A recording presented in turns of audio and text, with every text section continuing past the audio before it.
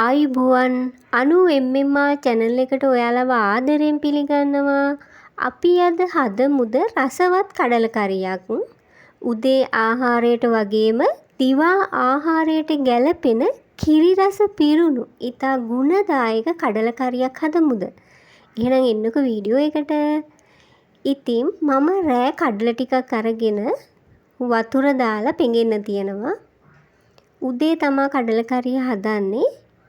මේ එහෙම රැයක් පෙඟුණු කඩල ටික බලන්න කඩල ටික හොඳට පෙඟිලා දැන් හොඳට සෝදලා ලුණුයි වතුරයි දාලා තැම්බෙන්න තියාගන්නවා.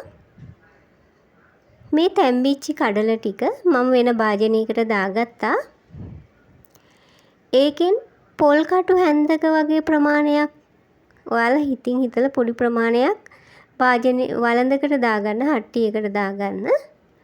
දැන් හැන්දෙන් ඒ ටික පොඩි කරගන්න. ඔයාලා අතින් පොඩි කරන්න පුළුවන්, ගෑරුප්පුවකින් පොඩි කරන්න පුළුවන්, ඕන විදිහකට පොඩි කරගන්න. ඉතින් මෙහෙම පොඩි කරගත්තාම කඩල කරිය අර උකුවට ගොඩක් රසට හදාගන්න පුළුවන්. දැන් පොඩි කරගත්ත කඩල ටිකට ඉතිරි කඩල ටිකත් එකතු කරන්න.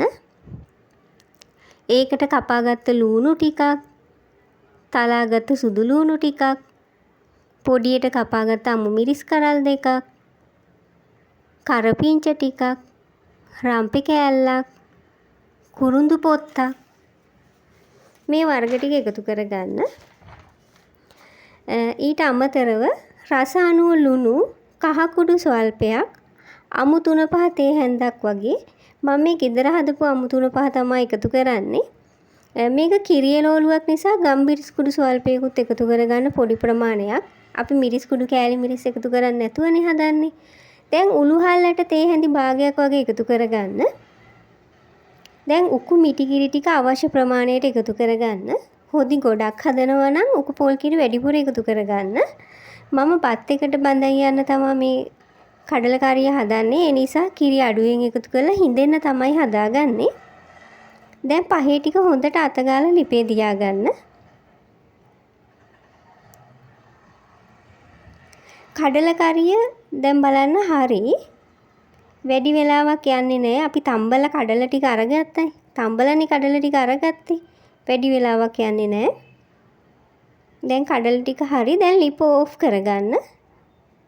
අපි කපාගත්ත තක්කාලි ටිකක් මේ වෙලාවේදී කඩල කරියට එකතු කරන්න. එතකොට ගොඩක් රසයි. තක්කාලි ටිකත් එකතු කරලා හොඳට කලවම් කරගන්න. දැන් අපි කඩල කරිය හදාගෙන ඉවරයි. ඉතින් මගේ channel එකට like එකක් දාන්න, comment එකක් දාන්න, තව කෙනෙකුට බලන්න share කරන්නත් අමතක කරන්න එපා. තවත් රසවත් recipe එකක් අරන් එනකන් ඔයාලා පරිස්සමින් සතුටින් ඉන්න.